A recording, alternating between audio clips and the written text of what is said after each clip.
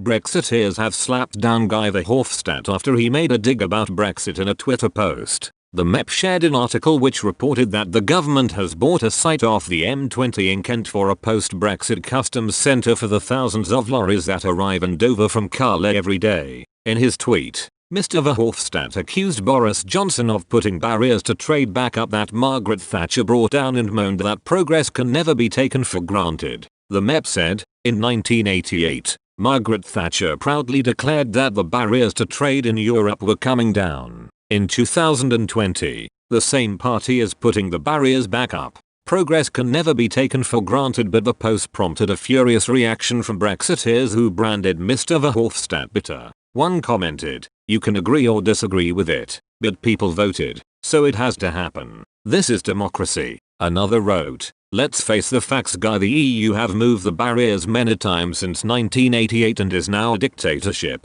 A third said, "She was talking about a very different construct to what the EU has become. It was never a political union we joined. We asked for change to remain within the EU. You snubbed us. Time to pay the price." Another added, "Bitter, much?" A fifth commented, "Still bitter. The federal state was something she very vocally opposed." Another fumed, "In 1988 the EEC was strictly a trading organization. Since then people like you have become power hungry and have since turned the trading bloc into a full political, economic, monetary and bureaucratic union. We left just at the right time." One more wrote, "The UK voted to leave the EU. We are totally open to a free trade agreement. We are not in agreement with having our internal affairs controlled by Brussels. Just get the trade agreement done." It comes as the government has announced more than £700 million to ensure Britain's border systems are fully operational when the UK leaves the EU at the end of the year.